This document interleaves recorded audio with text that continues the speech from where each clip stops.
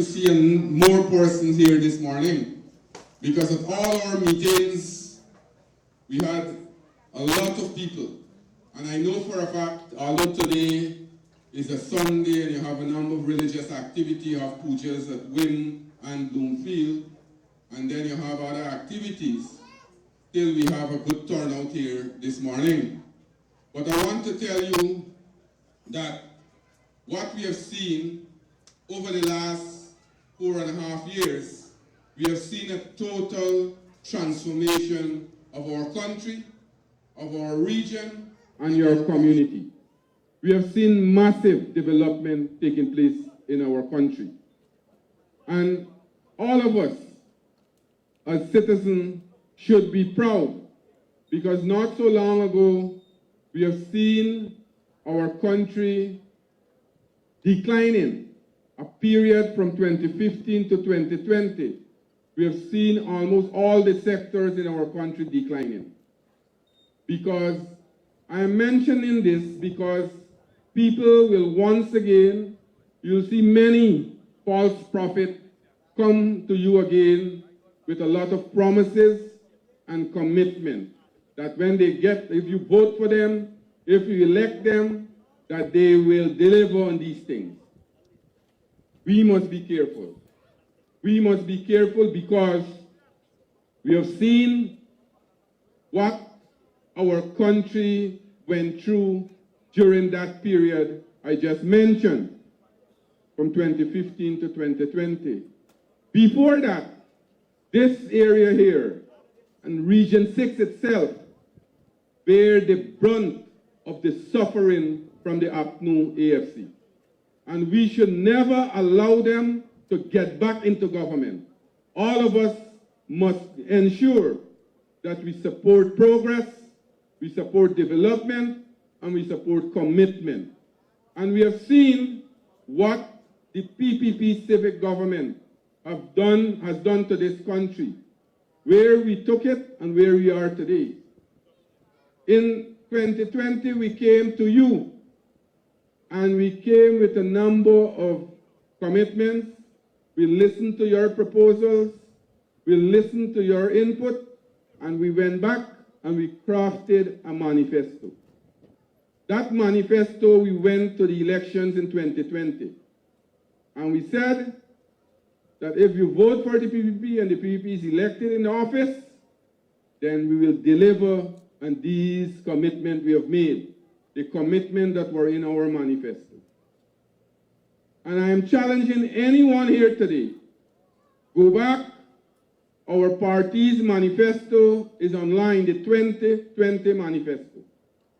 All the things that we committed in 2020, that when we get elected in 2020, that we will deliver. And if you go to that manifesto, you will see that every single commitment and promises we have made to the people of this country, we have delivered. We have delivered all the commitments to this people, to the country. And we should be careful because sometimes our memory is very short. We have seen, they said prior to the 2020 elections, 2015 elections, that they will expand sugar. I know many residents in these communities depend directly, or most depend directly on the sugar industry. What we have seen, they said they will give sugar workers 20% increase. What we have seen, they've closed down 4 sugar estates. They closed down 4 sugar estates and 7,500 sugar workers were placed on the breadline with their families. If you add and multiply that by 4, that will be 28,000 persons directly. And then the indirect person who depend indirectly, the shopkeepers and all those persons who are involved in businesses in the community. So you have seen what were the hardship they brought on the people of our country. Although Albion Estate that service these areas was not closed. There was no expenditure. There was no money expended on that estate. When I became Minister of Agriculture, and I had a meeting with Guy Suko, and I visited Albion, the entire structure was about to collapse. The field, you had wheat, took over the entire cane field. The tons cane was so low that they were hardly producing sugar. The last year of two estates, the Albion and the Rosal and Skeldon estate, the last year that those two estates grind, it was 2016, combined together they produced 51,000 tons of sugar. 20 from Rosal and 31 from Skeldon. And they closed the sugar estate, they closed. Skeldon was supposed to be our premier sugar estate in this country. If we were in government continuously from 2015 to present, Skeldon would have been our premier producing estate for us. They closed it down. They left it to the element. Number of parts now became dilapidated. The entire cane field became a forest. Same thing with Rosal. Imagine a place like Rosal, they closed down the sugar estate. And every single residence in Rosal, Kanji, they were depending on the sugar estate for survival. Imagine what happened. Rosal became a ghost town. And then they are coming again once again. When we had the debate in the National Assembly, Minister Ashley could have testified to it. When the PNC, the APNU person were debating, they said that they will revitalize sugar. Would you believe them? Can never believe them because they closed sugar. They said also that they will expand rice production. They will support the farmers in this country when they went to the election. What they did, when they got into government and the rice farmers called on them, the president then, President Granger, said rice is a private business. It's a business between the farmers and the miller. Government can't intervene.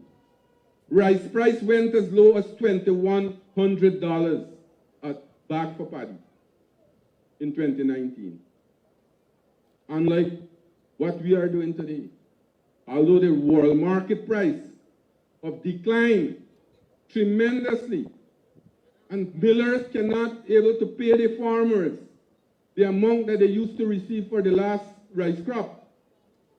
The government is subsidizing the price for farmers' paddy. So much so by this crop here alone, we will be subsidizing costs to approximately $3 billion we'll put in the industry to keep the farmer's price at a minimum of $4,000 per bag for paddy. Besides that, a few days ago, the president announced another $2 billion for farmers. All those persons who are farmers will get 1 bag of fertilizer for an acre of land that they cultivate.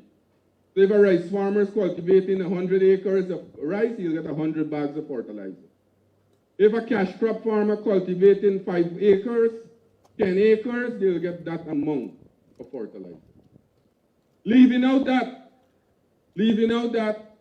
we have seen also that during the course of the 4.5 years of this transformative period that I spoke about, we have seen in other benefits.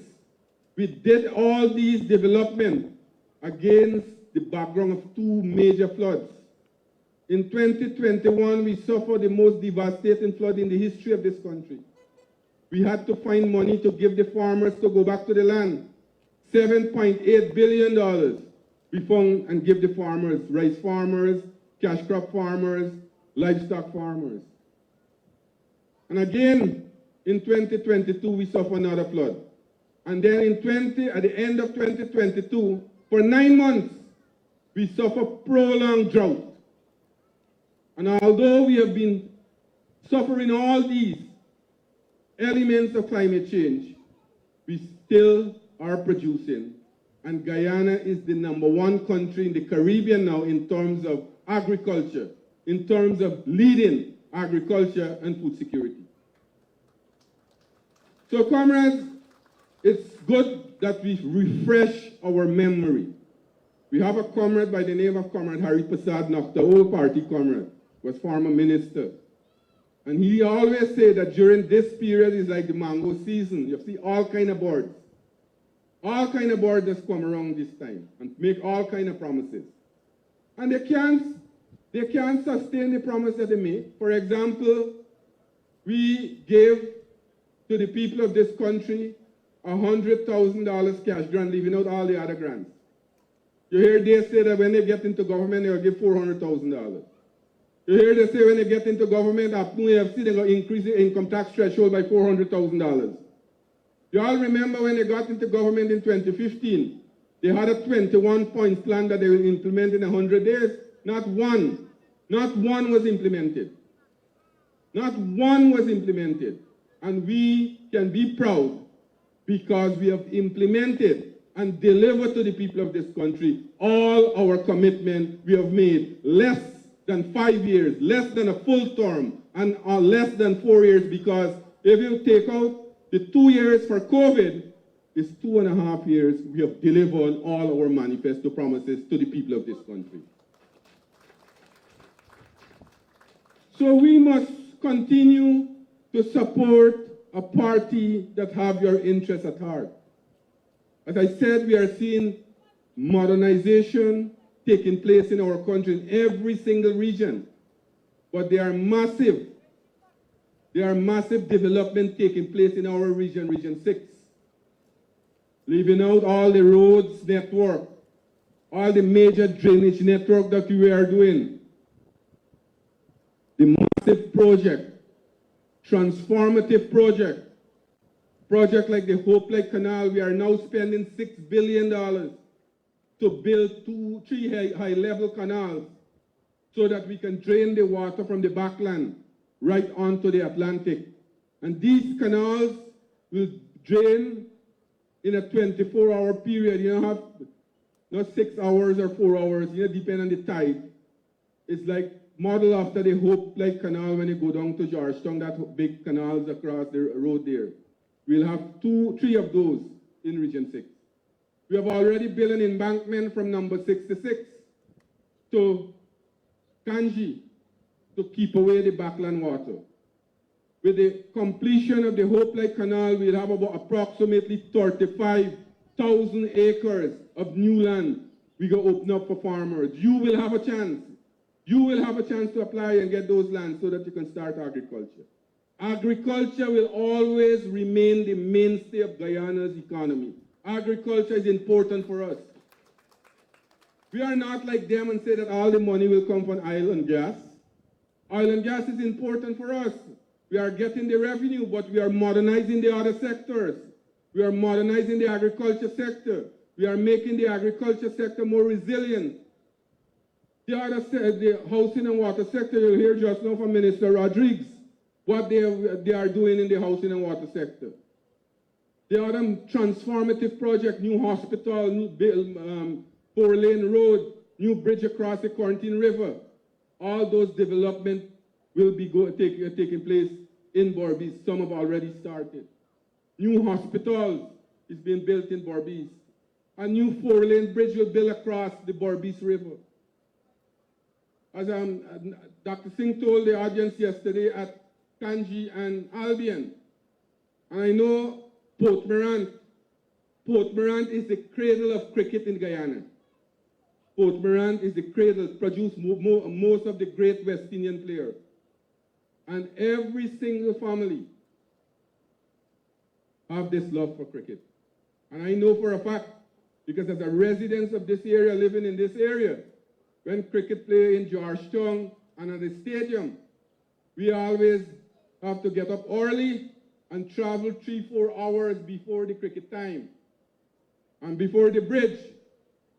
In the old days, when West Indies used to play in the international side at border, We just leave here 1 o'clock in the morning to go to see a 10 o'clock match at border. We had to cross the river with the boat, get to the ground. They will line up, somebody get thrown from the ground too. And border. And then when the cricket finish, we meet home back till about 12 o'clock in the night. The whole 24 hours, you take up to go see one cricket match. Well, the PPP Civic has improved on that. You leave about another 3-4 hours before we go to the stadium, you get the bridge crossing and you drive straight to the stadium. But we'll do better than that the next term. When cricket play the next time, the next part of Guyana will come to Palmyra, the new stadium of Palmyra, and we will have international T20 cricket at Palmyra. So these are the development, these are the transformation that we are talking about. And when these people come again, you'll see them. And you have many of them who are jumping ship. Many of them who used to support the party when we got into government in 2020. We're coming back to election time, you see them move across to different other groups, trying to promote other groups. We must reject them. We must reject them. We must continue to support this party, the party of Cherry Jagan, the party that always have your interests at heart, the party that has struggled for independence for this country, the party that has struggled to end dictatorship and brought democracy to this country, and the party that have been development, brought a lot of changes to your life, and the party that have your interests and your children's interests at heart. Ladies and gentlemen, we have a president, also a young, energetic, and vibrant president, a man who leads from the front. He will be here just now with us. We don't got a cardboard cutout president that just put at a place and you got to take a picture. We have a president in flesh and blood that's be here present with us. And he will be here just now. You'll have a chance to interact with him directly and you will hear from him yourself. But before he comes here this morning, I want to ask you to continue to support progress. Continue to support the PPP, your party. Let us continue the development that we have started. And let us continue to make Dr. Mohammed Irfaan Ali the next president after the election. With this, I will pass the mic to my colleague, Dr. Singh, who will continue the discourse. Dr. Singh. Or Susan, Susan is here now. Just call Susan's name, right? So Susan will talk to Susan. The real action party, I ain't sit down yet.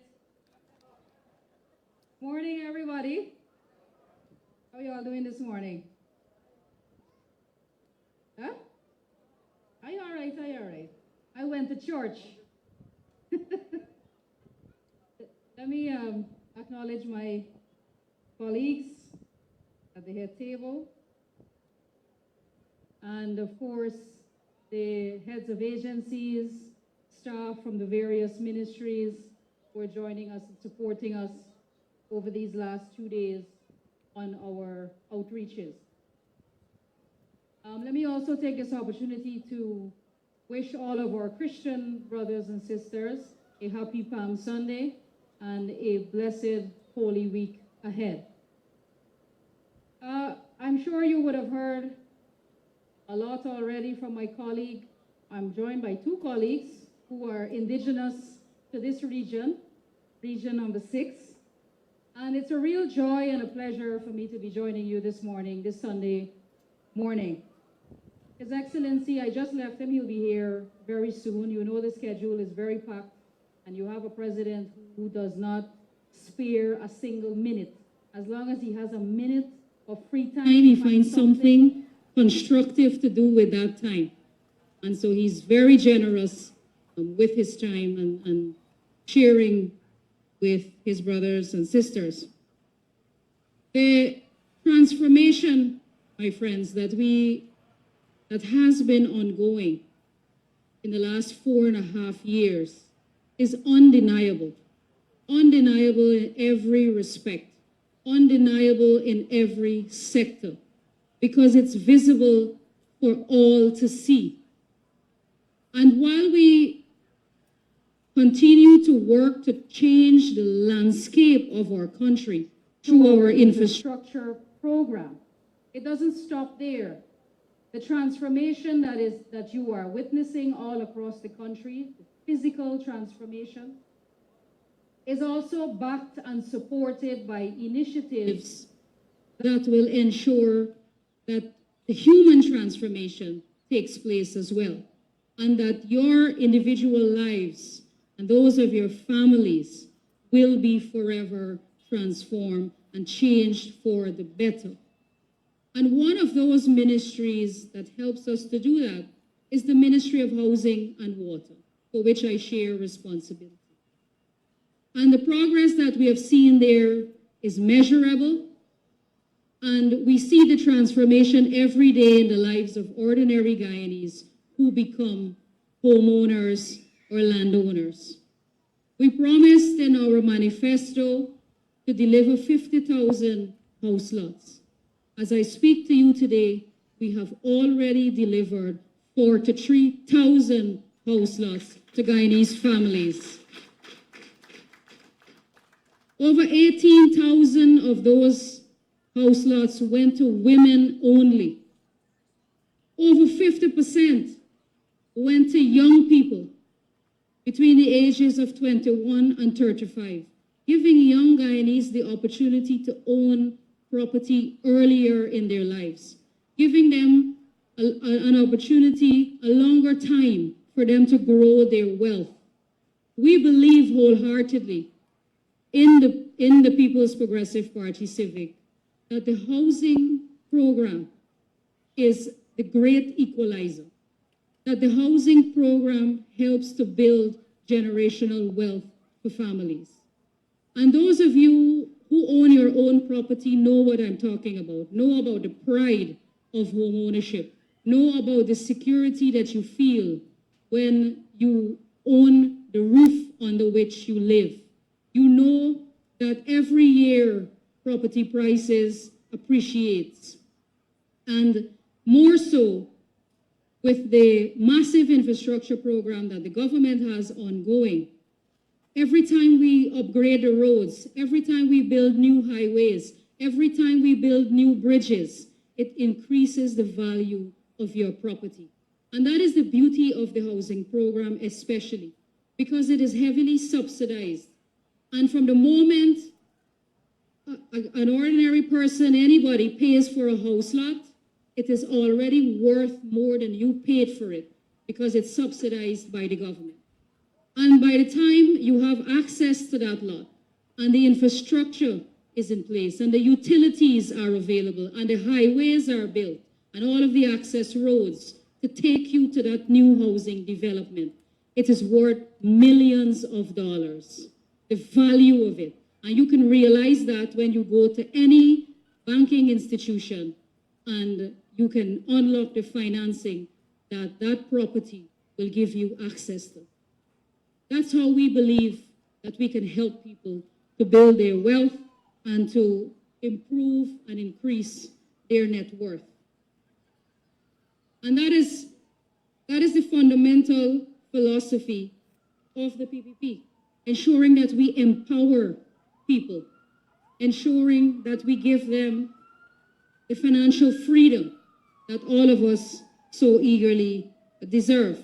And similarly in water, we are working assiduously to ensure that we improve the delivery of clean, treated water. We have expanded the water treatment plant here at Port Mourant. We've rehabilitated it and expanded it to deliver safe, clean water to all of the residents here in Port Mourant. Similarly, we have rehabilitated and expanded the water treatment plant at New Amsterdam, and we're building a new water treatment plant at Adventure. That's a new large water treatment plant that has commenced construction. And once those are completed and the 6 smaller treatment plants are built, we will be able to achieve almost 90% access to treated water in this region, in Region 6.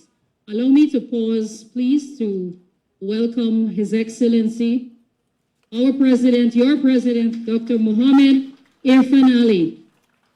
Put your hands together for the President.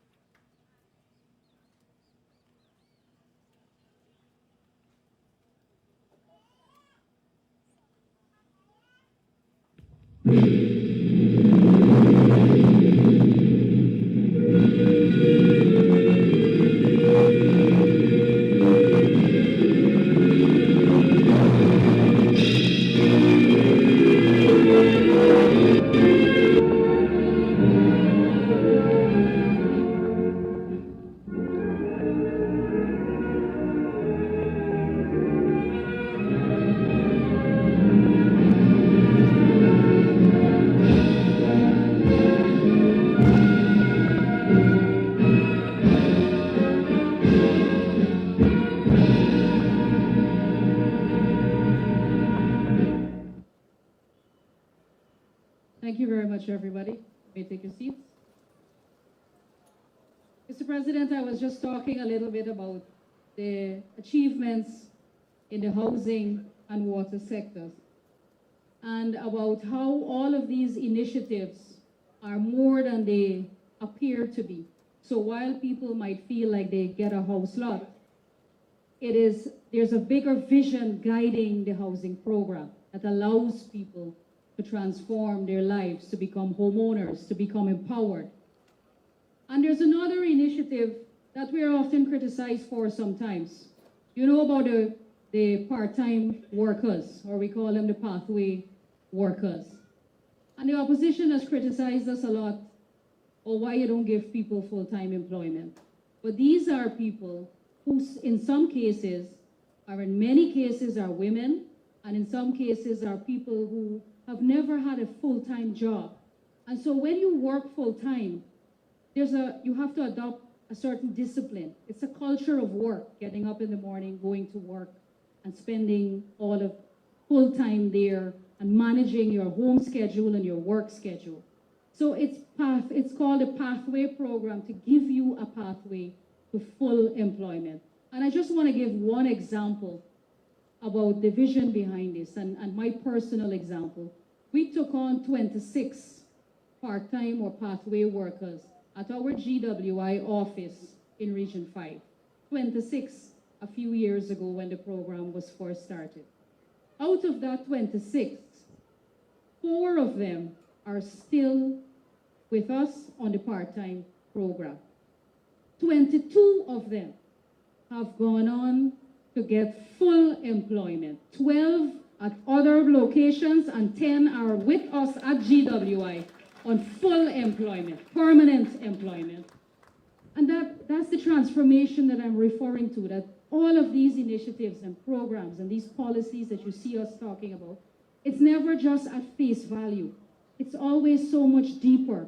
It's always a greater vision that is behind. It's always a greater objective that we are trying to achieve. So when people try to criticize these programs, we have to really stop and think about what is the greater vision behind that. And that is why we are so fortunate here in Guyana to have a leader who is experienced, who is visionary, who is committed, who is honorable, who is hardworking, who you can put your trust in, who you can put your confidence in, because you know when he says something, it is his bond and it will get done. And the only leader that you have like that is the People's Progressive Party Civic under the leadership of President Irfaan Ali. So I want to thank you very much for coming out on this Sunday morning. I know many people went to church and Mandir and so on. So thank you very much for your warm welcome, for being here. And I will pass the microphone now to my colleague, the Honorable Dr. Ashni Kumar Singh. Thank you. Thank you very much, Minister Rodriguez, Your Excellency, President Irfaan Ali, my cabinet colleague, Minister Zulfikar Mustafa, who is also, of course, Executive Secretary of the People's Progressive Party, Regional Chairman, Professor Sankat,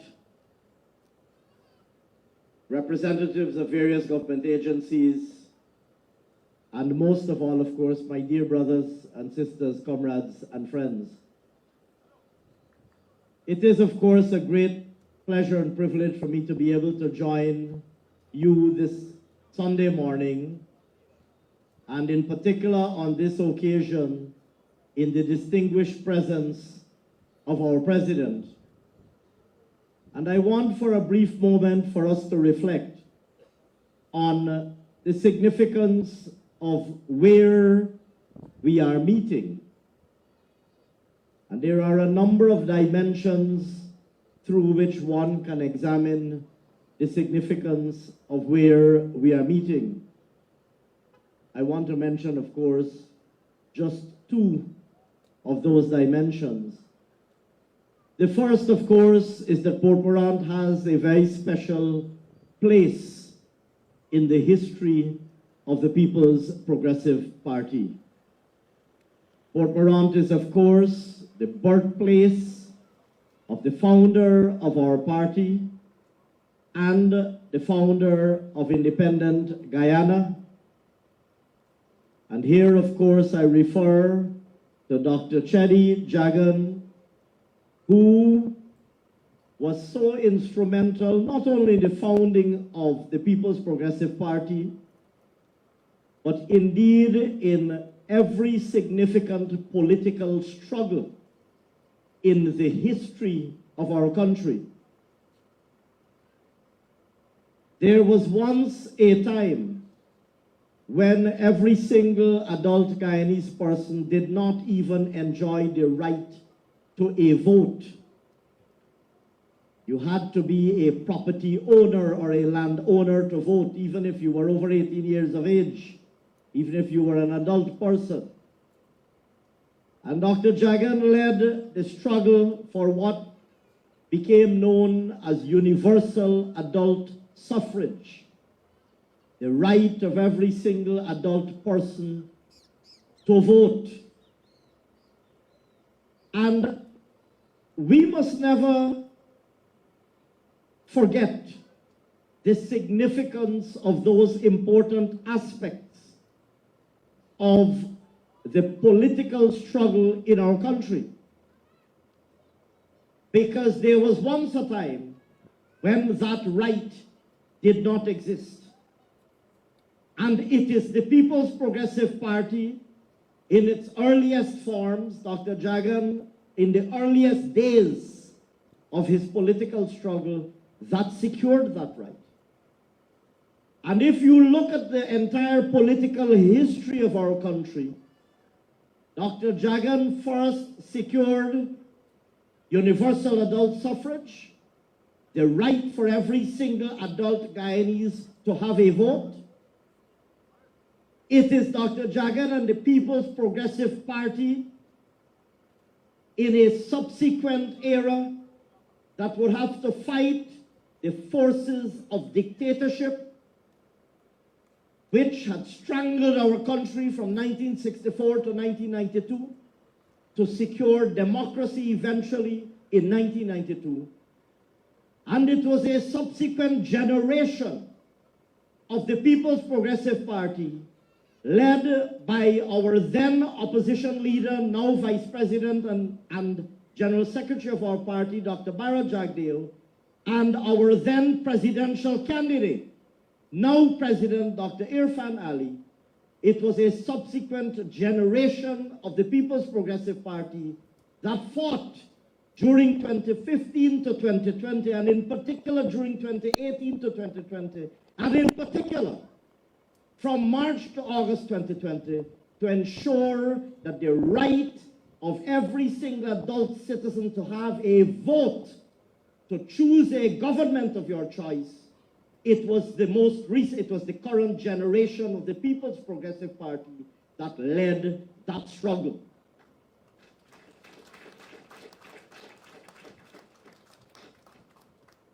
And we must never fail to repeat that history. Because if you lose the right to vote and to choose a government of your own choice, you lose every single right imaginable. Because if a government does not respect democracy, the fact that they answer to people, and that every 5 years people will have the right to choose a government, any political entity that does not respect the power of the vote and does not subscribe to democratic norms will not appreciate the importance of serving people. Because if you don't appreciate the fact that every 5 years the people will be exercising their franchise or their vote, then you don't appreciate the importance of serving them. And that is what distinguishes the People's Progressive Party from every other political entity throughout the history of our country up to today.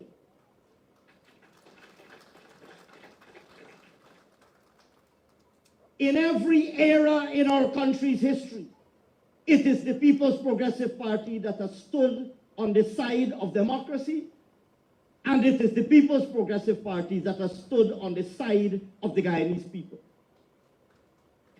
Let us not get carried away about those who come along every now and then and profess their concern and love for people. Some you will see surfacing now for the first time. You've never seen them before. Suddenly you are seeing them in communities and social media pretending to be concerned. You've never seen them before, but they're suddenly presenting themselves as the champion of the people. Others will come now suddenly making all sorts of promises, but when they had an opportunity to do something to assist and I'm speaking particularly of the APNU, AFC, and their surrogates. You have to understand the tricks that they have used over history. You have to understand the tricks that they have used over history to try to deceive people. They will come now making all sorts of promises, but they sat in government for 5 years and did nothing but cause hardship on the Guyanese people. Did nothing positive. I wouldn't say that they did nothing. They did nothing positive, but they did a lot of things that were negative and harmful and that caused hardship. And I can give you a long list. Closure of sugar estates, taking away of grants to children, taking away of grants to the discipline services, 200 new taxes, more than 200 taxes that they impose on people, taxing electricity and water and medicine and education, taxing heavy equipment for use in agriculture and in mining, grinding our economy to a halt. You know, during the 5 years from 2015 to 2020, when sugar was closed, you know what impact that had when nobody had disposable income. You know the impact that that had in every corner shop. You know the impact that that had in Port Mourant market. And those of you who have relatives in Skeldon, you know the impact that that had at Skeldon market. So you didn't only have to be a sugar worker or the child of a sugar worker to feel the impact of the closure of the sugar industry, the sugar estate. You didn't have to be only a sugar worker, not only sugar workers, and the children of sugar workers felt the impact. Every single Barbician felt the impact of the closure of the sugar industry, every single Barbician.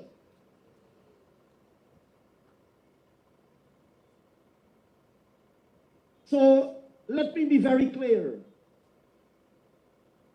that if you examine any period in our country's political history, it is the People's Progressive Party that has stood on the side of the Guyanese people.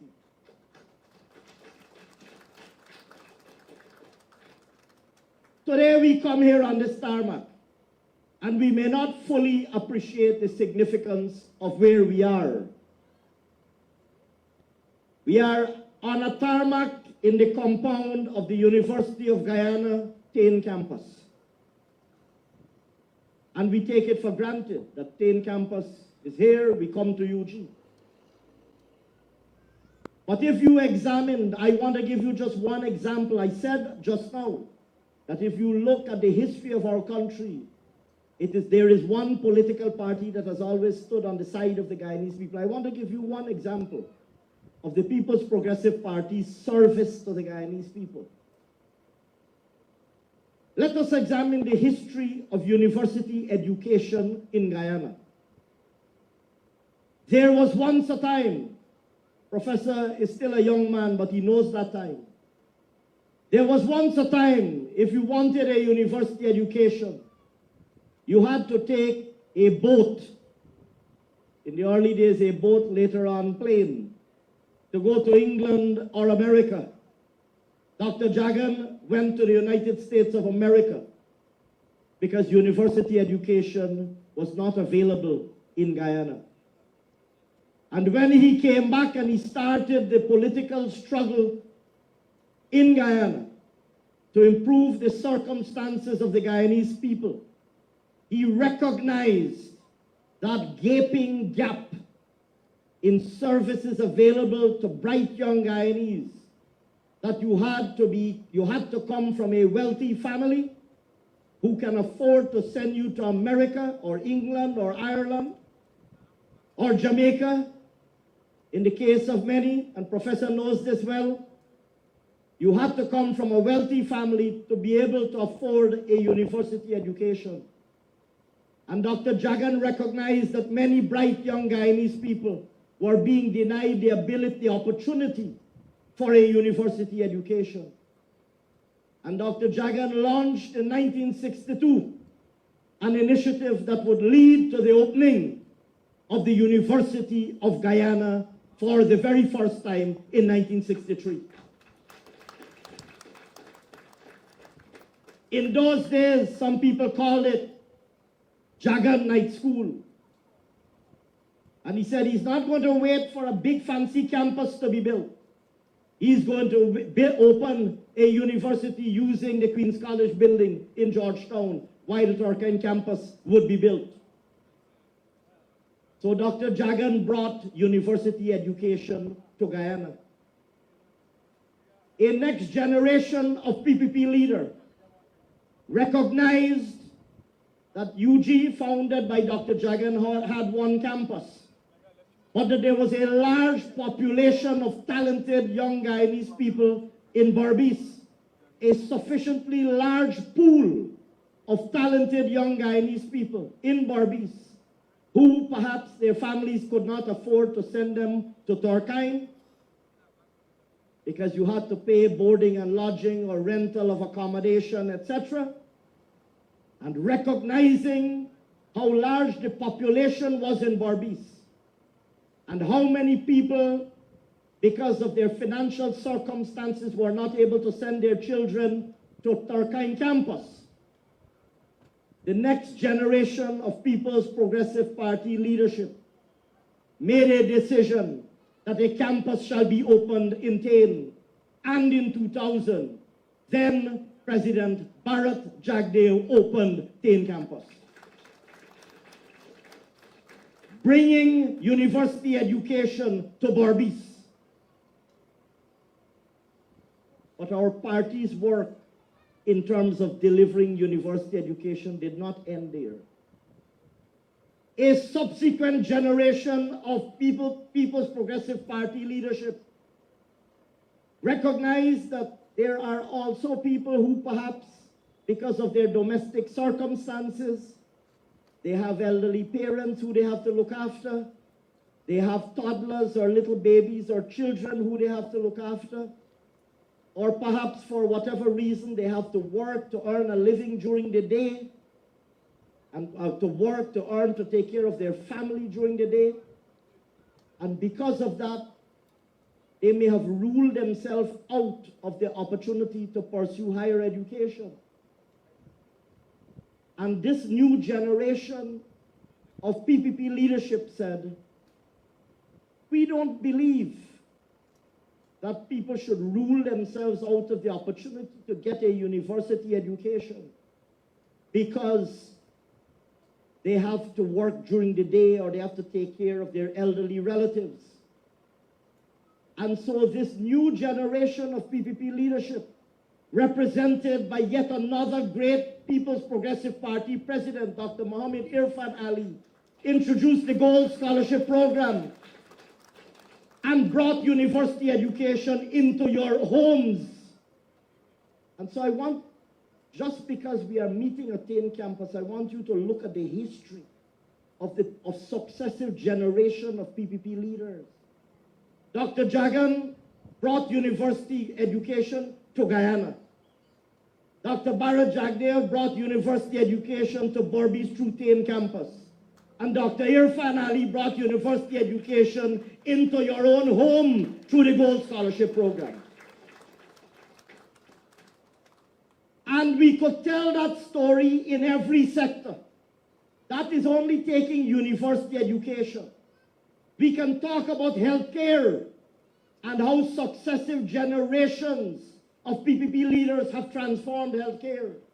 We could talk about infrastructure and how successive PPP leaders, PPP presidents, have transformed infrastructure.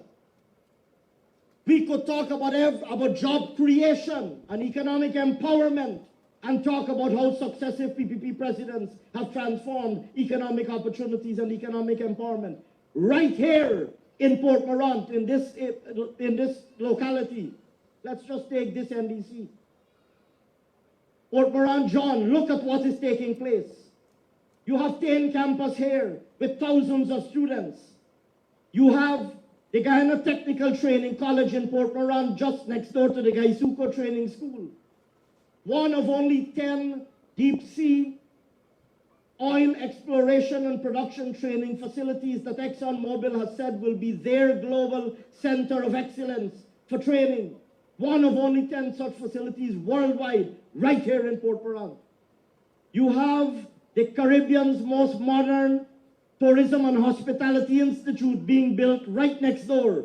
Professor Sankat is instrumentally involved in that work, training, leading and overseeing the training of people who are today getting world-class jobs and paying them world-class incomes in the oil and gas industry. President Ali invited Professor Sankat back to Guyana to lead this work. World-class training opportunities. And who is best situated to take advantage of those opportunities but the people who live, the young people who live right here in Port Mourant and right here in Region 6.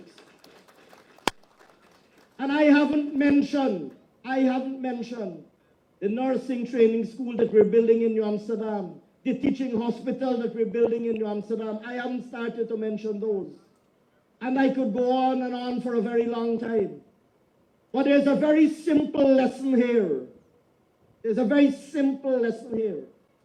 I don't want you to look, if you look at the last 5 years alone, 4 years and a bit, if you look at the remarkable transformation that is taking back in our country, I know that you will agree with me that President Ali deserves a massive majority later in 2025. But I don't want you to look only at the last 4 years.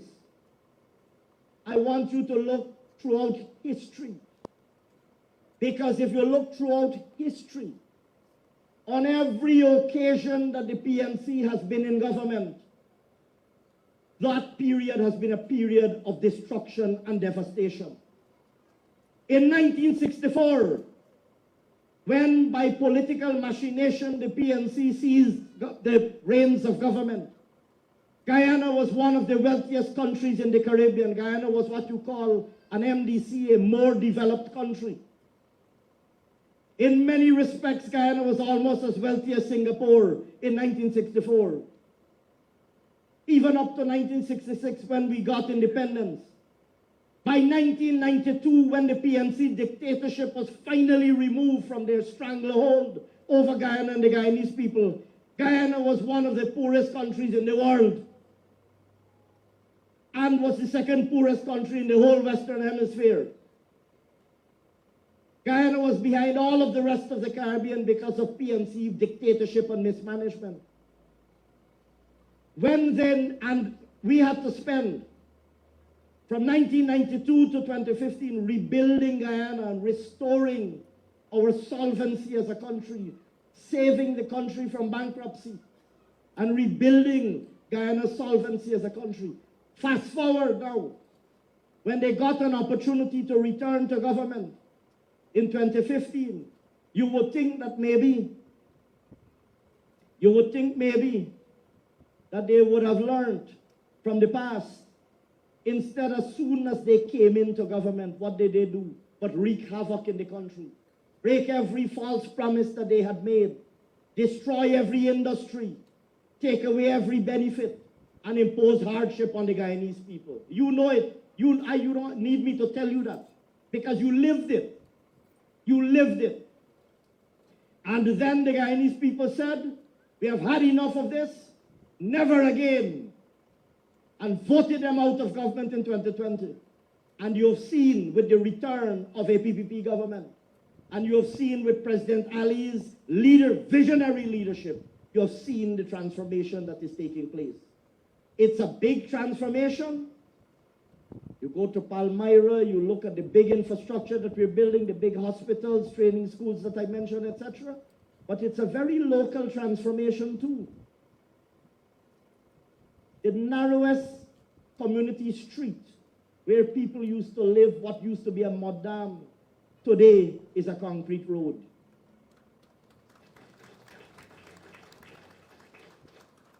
You have seen it. You have seen it. And so, comrades and friends, I started out by saying that Port Mourant is a very special place. But we mustn't take for granted you have forces that are floating around making all sorts of promises. I know that you know the history of our country, and I know that you know the track record of both the PNC and whatever they call themselves now, APNU, AFC, or whatever disguise they are coming in. And they come in disguises.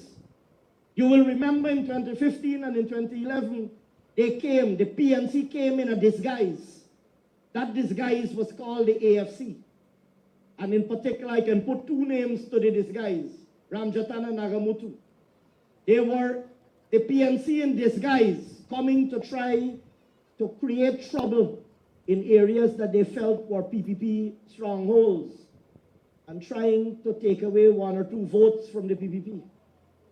On that occasion, the disguise that they came in was called AFC. Well, the AFC is virtually dead now. But they are coming in different disguise now. But the objective is still the same, to stir up trouble, to create misinformation, and to try to take away 1 or 2 votes from the PPP.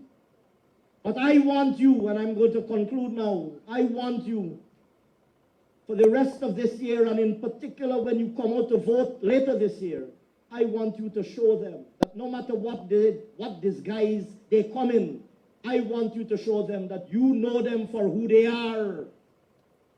And I want you to show them that you know that the only party that has stood on the side of the Guyanese people, and the only party that has improved the circumstances of the lives of the Guyanese people in any period in our country's history has been the People's Progressive Party.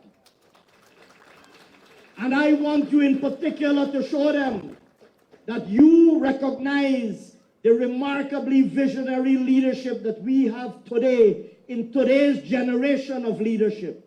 I want you to show them that you know and you recognize and you will reward with your vote the remarkably visionary leadership that we have today in President Irfaan Ali. And so, comrades, I will stop there and simply hand the microphone over to the president that I have the honor to serve, my president, our president, but far more importantly, your president, Dr. Mohammed Irfaan Ali.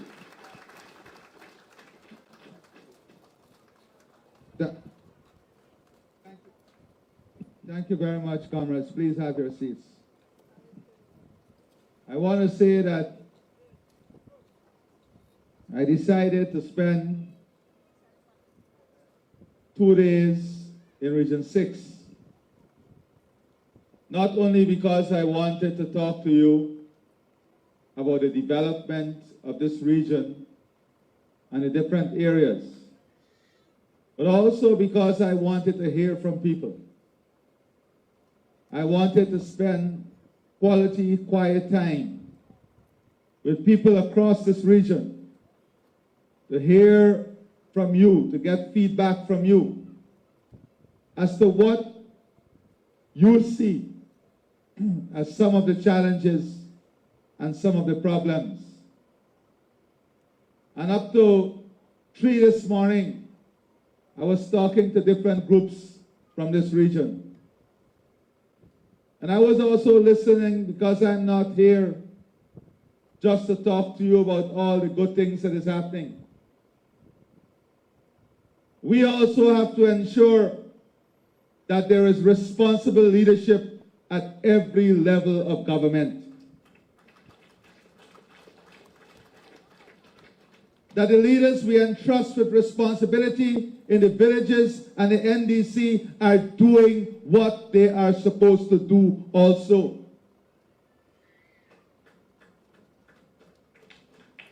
Because that is who we are. We are a party that takes seriously the responsibility that is entrusted in us. And here in John's Port Mourant, there are a number of villages.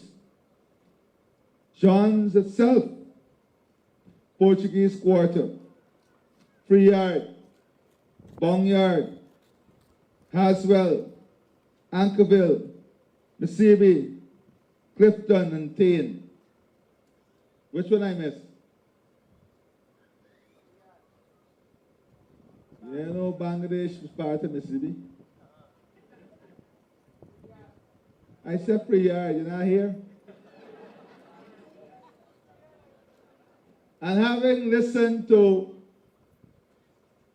villagers, I've decided that within these localities, although we have this massive development and transformation that is taking place, that within this NDC and this locality, from the cabinet, I'm going to set up a special mechanism to come to every single one of these villages, to hold consultation directly with the villages, and to have your views and your priorities and issues and challenges that are bothering you addressed by this special committee that I'm going to put in place.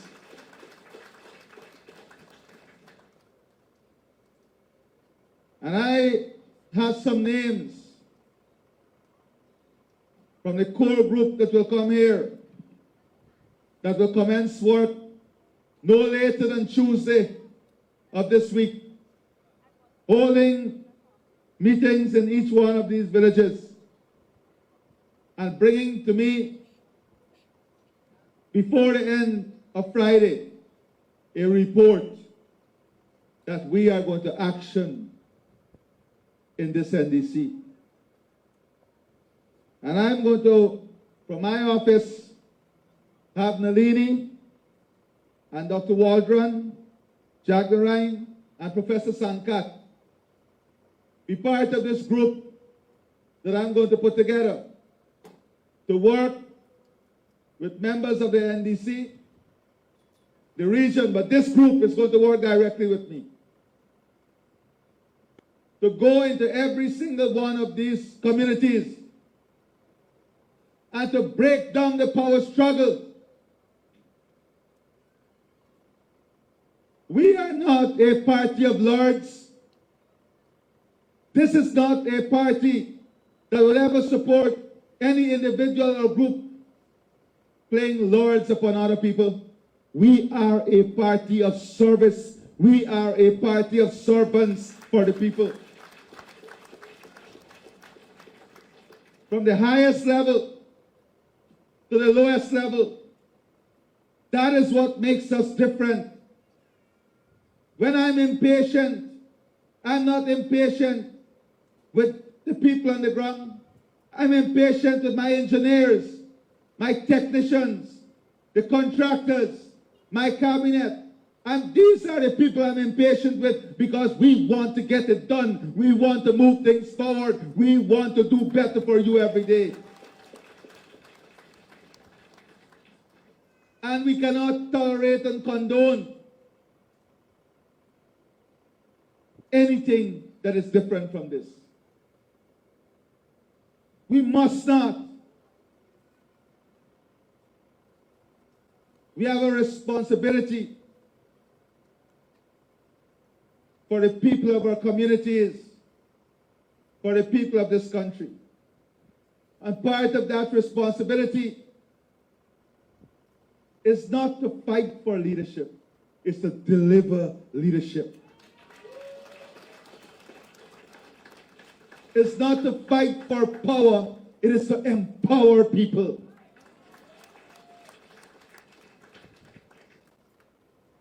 That is what defines us. And I've been talking to people and I know where we must do different.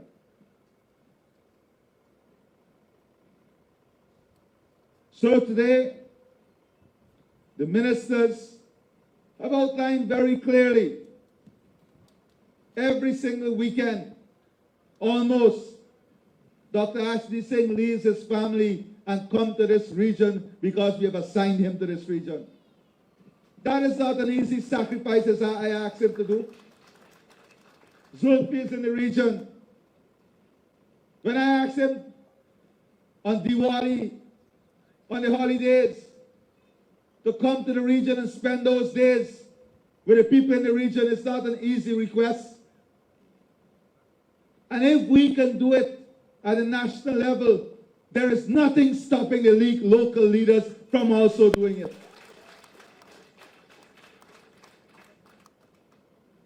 We don't mince our words when it comes to our responsibility to the people. We don't sugarcoat anything when it comes to our responsibility to the people. Because we must be responsible to the people, be responsive to the people.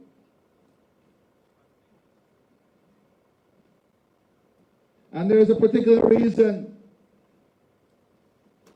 that I want this group established. Because whilst we are having massive transformation within these communities, I've heard also many of the single mothers, especially, who want to get involved in agri-tech businesses, who want to get involved in producing things in their yard so they can add to their disposable income, so that they can generate more economic activity and do better for their families. And that is what we want. We want every single family in this country to aspire to do better for their family. And we must find a mechanism to support them doing better for their families and their communities. Therefore, one of the things that we want to do within this NDC is to have a project that will be led by this team, but particularly Dr. Waldron and Mr. Chagdarain. Y'all stand so they can see you. And what is this project about? We want to find 200 single mother-led households.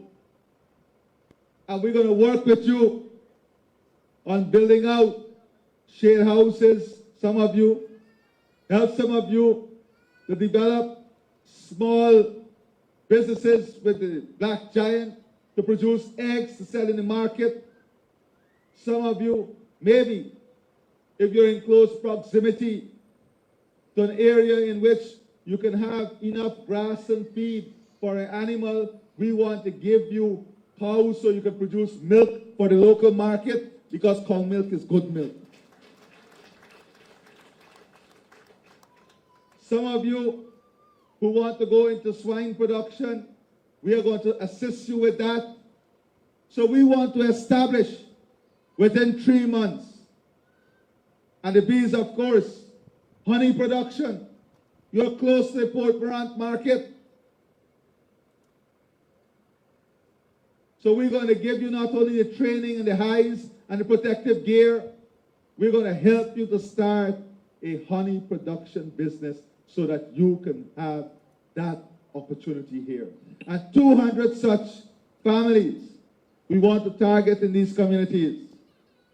So within 3 months, we can have these businesses established so that we continue this journey of empowering people, of creating opportunities, and growing our economy. My friends, over the last 24 hours, I've been speaking extensively about the prosperous and bright future that lies ahead of us here in Berbice. Let us not take that future for granted. The development that is taking place at the Port Mourant ground. And this, just imagine, Port Mourant is going to be the technical training hub of Guyana and the Caribbean.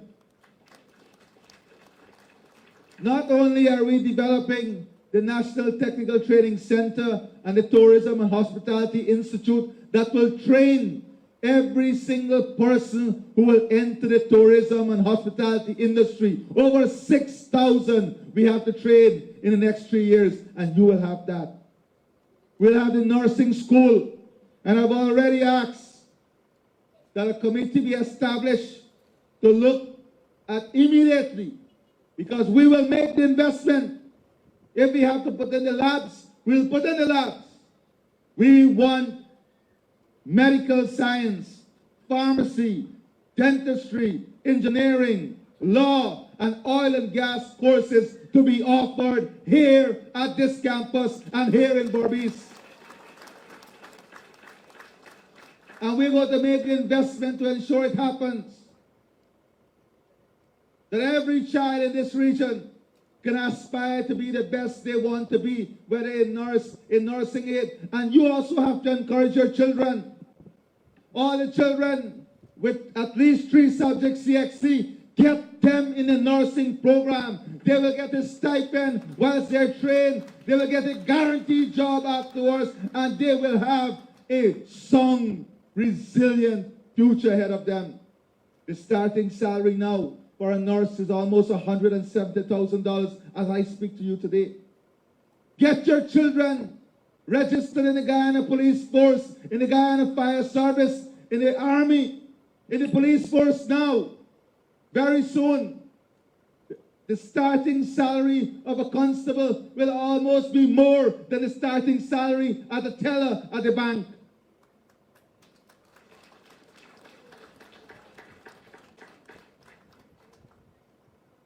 Until you get old, you're more strong.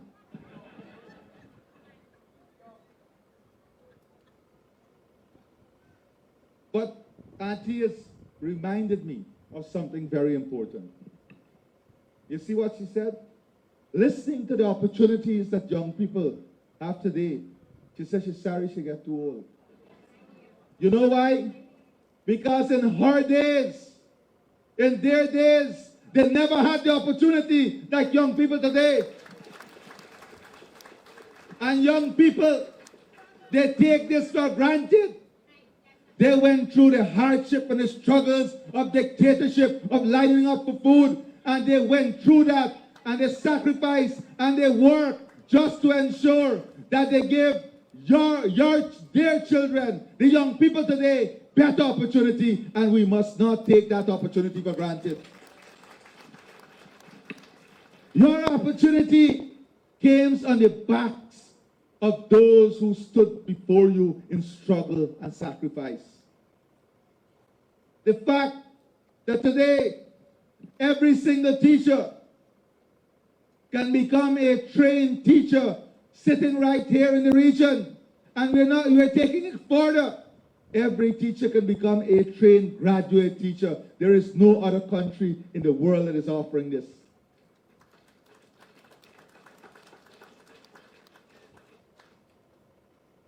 This very ophthalmology center in Port Mourant was built without oil and gas, and they almost shut it down with oil and gas. The Because We Care grant was given to your children without oil and gas, and they took it away with oil and gas. The sugar industry was subsidized without oil and gas, and they took it away with oil and gas. It tells you that there is something more fundamental, and that is the philosophy of the two parties. Two completely different philosophies. And we must understand what these philosophies stand for. We must understand the nature of the philosophy. We must understand how important that philosophy is when we are determining policies and programs for your children, for you. And let me say this, the Minister of Housing is here. They're issuing a letter now that every single person in this region that would have applied for house lot up to December 2024, that before the end of this year, you will have your allocation. The infrastructure is going in now, so that will not be a worry. And how many young professional houses we are building now in Palmyra? We are building the first 100 young professional homes in Palmyra. They better make it 400. They got to start another 300 there for me. I'm shocked that it's only 100 we have started so far. And how much is a 3-bedroom? Oh, you're getting it right now. And another 100, which is a 3-bedroom flat. And let the nurse come next to me. Because this is what the PPP Civic would have done. Bring your poster too. This is what the PPP Civic would have done. And I'm not afraid to show you, because this is what we want our nurses, our doctors, and our young people to do, to aspire to own their own home, to dream about their own home. So my dear friend here, not only were we able to increase our salary, give her better working condition, and enhance her livelihood, but we have allowed her now to dream of owning her own young professional home, wanting to own her own home for her family. The older folks in this crowd will tell you that they retired 60 years in the past and they're still living 5 families in a house. Today, the average age of home ownership has gone down from above 50 years to less than 30 years. That is a legacy of the People's Progressive Party. When a 30-year-old and a 25-year-old and a 22-year-old can now not only dream, but know that with this government, they will own their own home. They will own their own land. So these are the signs that energize me. Oh, God. Read it, Fisherman. Take a read the signs yourself. President Irfaan Ali, please grant me a turnkey house at Palmyra. Thank you. And she not only want a turnkey house, she wanted at Palmyra. All right, great. But this is the difference. 5 years ago, I want you to remember the sign and remember the space, because that face represents tens of thousands of other faces across this country. Because 5 years ago, that was not the sign. 5 years ago was what will we do? 5 years ago when we came here, it was about, can you help us to get hampers for the people? Can you help us to get dal? Can you help us to get medication? Because only 30% of the medical supplies was available in the healthcare system. 5 years ago, it wasn't about a sign of hope. It was a sign of distress. It was a sign of hopelessness, our children because we scared school grant was taken away. You are thinking about which of your child you have to take out of school. That was the story across this country just 5 years ago with oil and gas. You are thinking, which of my child must I sacrifice to give the other the opportunity? Today, it's no longer that. Today we can tell you that for every single child, we're going to pay for 8 subjects CXC or KF the full cost. You're wondering which neighbor will be good enough to share the textbook with your child. Today we've invested to give textbook to every single child. More than 30,000 scholarship. Anybody with a degree in engineering, come now, we'll employ you. We have access all across the country. We can't get one. Don't take these things for granted. Don't take these things for granted. 5 years ago, in every village across Berbice, every other land you see a sign for sale. And they accept anything they get. They just want sell out. You go through back Berbice now. If it's for sale, trust me. It's priced in US dollar. That did not happen by accident. That did not happen by accident. Uncle said something about Bonham time. There's a problem with alcohol. And we got to address that too. Not too early for drink. Last night was Hanuman Jayanti. Today is Palm Sunday. Man, you got to spend some time in the temple and church and the mosque also. Because these are the issues and challenges that we have to address too. We can't only change the streets and the roads. We have to change our mentality, the way we think, the way we look at life, what we invest in. We have to be better with our families, better in our communities. We can't be nuisance in our communities. We have to all be assets in our communities. Spend less on the things that destroy you and more on the things that uplift you.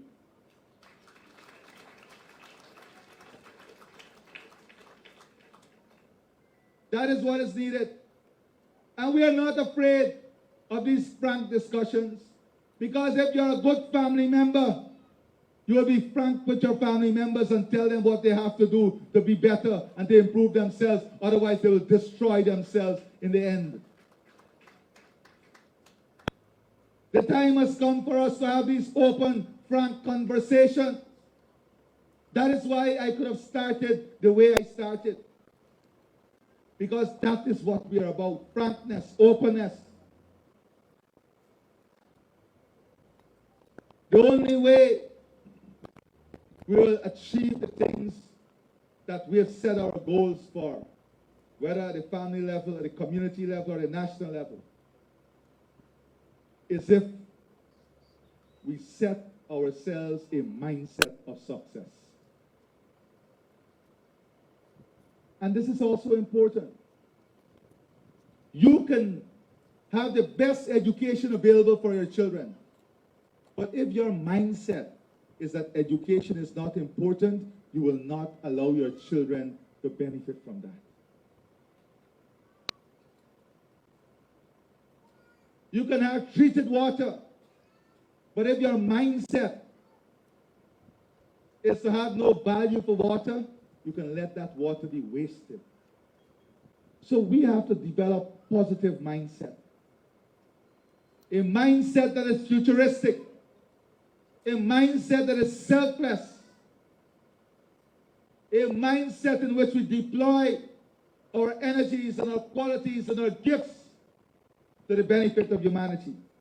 And when you look at that mindset, if you in Port Mourant and this NDC can't be thankful for the tens of millions of US dollars that we're investing, not only the community road, but the transformative projects, the healthcare, in education, more than $528 million.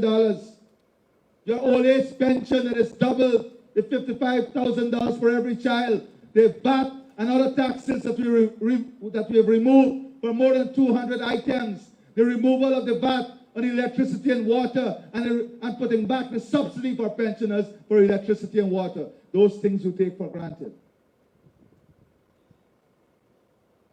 Let us not take these things for granted.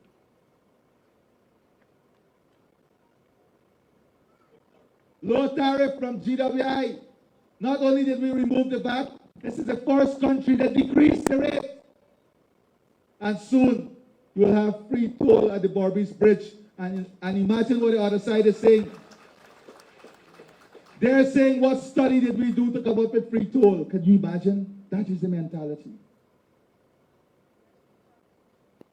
That is the mentality. My friends, the future is yours. But you have a responsibility in shaping and defining that future. You have a responsibility to your conscience and yourself and your family, your children, your parents, your grandparents, to exercise dignity in your vote, to exercise consciousness in your vote.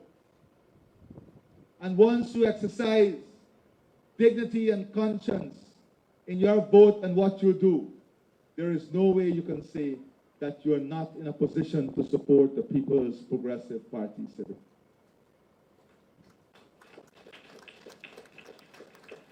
This is not a competition between Port Mourant, Ankerville, Tain, John, and New Amsterdam or Corriverton. There is no competition. We are developing equally to raise everybody with the rising tide. Every single Guyanese must rise together, because when we rise together, we will all be in a better position to support each other. We must not compartmentalize our thinking. We must not compartmentalize the way we look at life. Because every time Region 6 developed, when the mall, the hospitals, the medical school, the stadium, the municipal airport, the 4-lane road to Mulson Creek, the Quarantine River Bridge, the hotels, the manufacturing and industrial development, the port facility, the gas processing facility, the new power plant, when all of this is invested in this region, the prospect for every single citizen of this region improves. The prospect of the region improves. Regional wealth is created that always translates into wealth at the household level. So my dear friends, I promise you I will not be long. But I want to stop here and say to you that we are stronger together. We'll move forward together for a better Guyana. I want to say to you, as we work with you, do not allow the local grudges to grudge your thinking or to grind your thinking. Do not allow the local petty differences that exist to affect your thinking and your love for your party and love for your own dignity in your vote. Understand that you are much bigger than what you represent, and what the People's Progressive Party is much bigger than any one of us. What the People's Progressive Party Civic represent is much larger and much bigger than me as president. If my party tomorrow decides that for some reason someone else should take the leadership, we would always be supporting that, because the party is always bigger than each of us. The philosophy is much larger than each of us. What we represent as a political entity is much larger than each of us. And this party is the party for all of Guyana. We were founded for all of Guyana, and we remain intact for all of Guyana. And the day is fast approaching when all of Guyana will be for all of the PPP, and the PPP will be for all of Guyana.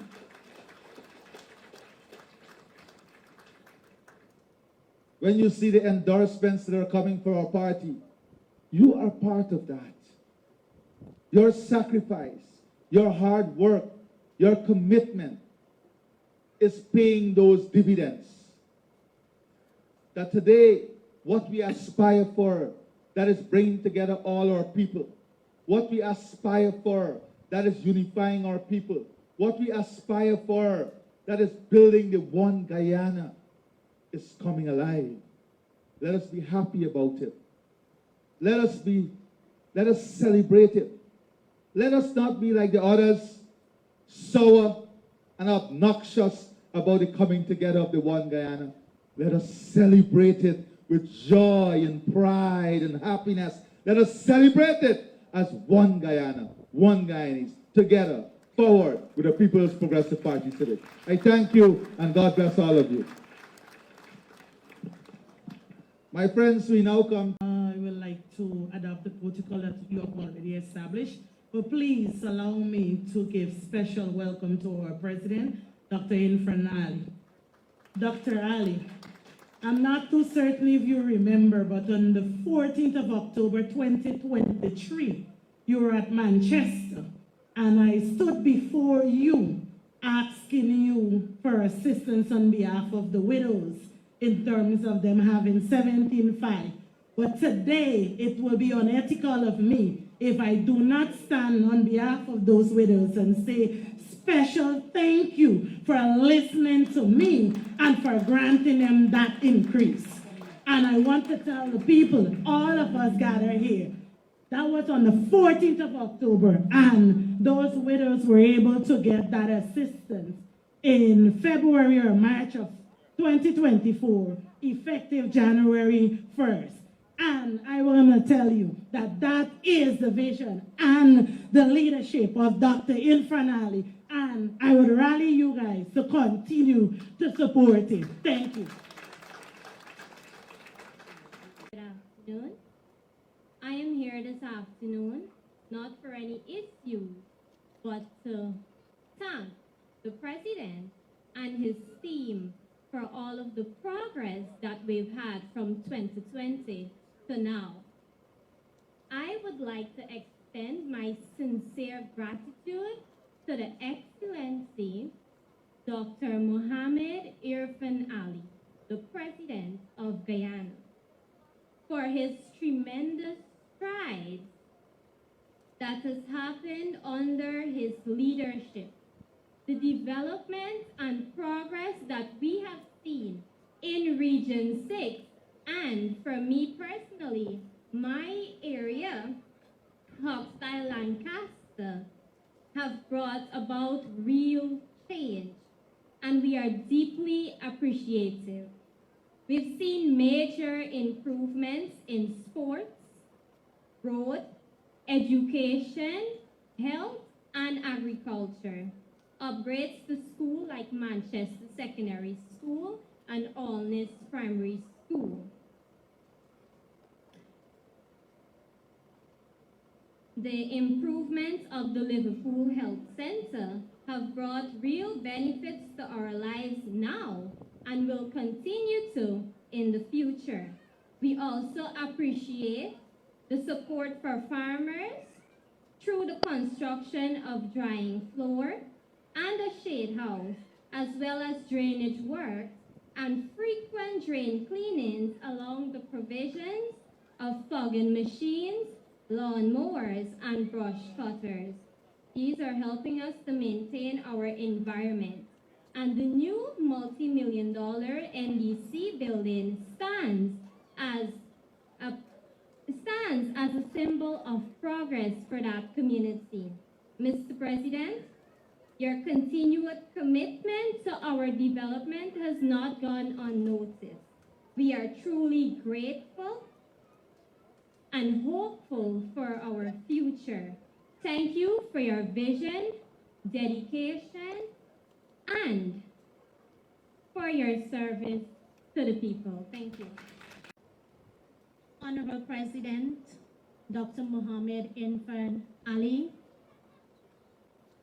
This afternoon, it's not more of a personal concern, but more so to establish appreciation for the work that you have done within the teaching sector of Guyana. I'm an educator for over 20 years. I am attached to a secondary school as well as the CPC institution, John's campus. Firstly, I want to say that I want to establish my salary. And as we would say in common terms, I'm currently receiving a very fat salary. And I started working in the early 2000s. And, at that time, I could not have said, you know what, I like my salary. At this point, more so, I wouldn't say that I'm contented with my salary, because if I was to say that, it's going to be that I'm just getting by. What I want to let you know, and I'm sure this is the voice of every teacher here, is that I am overwhelmed, I'm happy, and I'm very satisfied. And as you know, we look forward, and I know that there are placements for increase on an annual basis. Secondly, I also want to thank you for the newly announced information just a few months ago with the free university education. In our time, it was quite challenging. Many of us, we did something within the school system as we would call box hand system, just to get by the semester per semester. Now our children can enjoy free university education. Further, the Cyril Potter College of Education, as a teacher who was trained in the early days, it was quite challenging. I don't know how many of us would have passed that, but it was traveling. Classes would have ended until 8 p.m. in the evening. That is when we would start traveling to get back to our homes. All right? Now I sit and I look at my daughter, who is also a teacher, in her bed, on a laptop, in the most comfortable position, completing their studies. So I want to say kudos, President. This afternoon, I would have also noticed the Chief Education Officer, Mr. Saddam. I would like to acknowledge you. And one of the things that I would like to say about Mr. Saddam, in my experience, I've met him a few times. He is one of the most humble person I have found within the education system. That you have something, you can go to him. He sits and he listens. Not cutting you, but just to say he's from Lenora, the same village like me. That's it. All right. Maybe he's something special in that village. And Mr. Saddam, another thing is that I would have said this, is that I like you. And this is what I like about you. You know, I spend days, Mr. President, I've spent days, who have done it in the hard times. We sit hours, and I mean throughout my holidays, writing schemes of work, notes of lessons. It's hours and days and weeks of work. And the recent circular that the CEO has sent out to the schools, whereby we're allowed to generate AI conversion notes and so on. I want everybody on my behalf to give Mr. Saddam a big round of applause. And not to leave out the Minister of Education, Ms. Priya. I've never met her in person, and I'd love to have an opportunity to do that. However, I know the two of them, they work hand in hand, and so it's a big initiative, it's a big support for us within the system. Finally, I would like to thank the government, everyone who are part of the decision made to give cash grants to all the schools in terms, not to the children, but to the teachers. I've spent quite a few years doing visits across the region in relation to CPC. And Mr. President, I'll encourage you one thing. Take a visit into our classrooms. I was amazed, even though I am in the classroom so often, going to several schools, I am amazed with the improvement that has taken over the past 2 years. And overall, I want to say thank you. We look forward for your overall support in the education system. Good afternoon, all. His Excellency and esteemed members of the head table. I'm not here to speak about the obvious, because you have to be blind not to have taken notice with the rapid developments that have been taking place in Region 6 and throughout the length and breadth of Guyana. What I would like to speak about is something about the health care.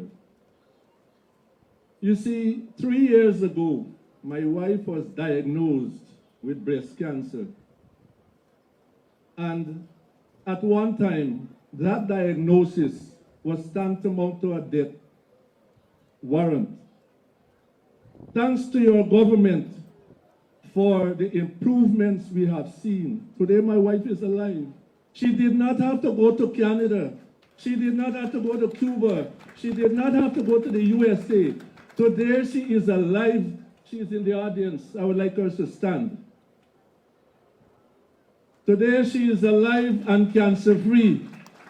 And I would like to extend my warmest thank you to the entire government and to you personally, President Ali, because I texted you and you replied and you gave your kind sentiments. I would also like to say a special thank you to Dr. Vishwa Mahadev. Is he here? He was personally involved in our hour of need. He was there side by side with me. He was not too great or anything like that to guide and the other doctors around. And before I close, I would just like to say thank you. My daughter is here also. She is also the owner of one of those turnkey houses. She is just, I think, 24 or 25. I would like her to stand, please. And to push it a little further, my nephew, who always wanted to be a contractor, to start his own contracting business, for years he was struggling. And under your administration, he is now a certified contractor. Last year, he was given, I think, Dr. Ashney, you are very instrumental, you know what I'm talking about, that he got one of the streets, and he's looking forward in future to continue in that field. So I would like to say thank you, and God bless the PPP. And may you serve a second term. God bless.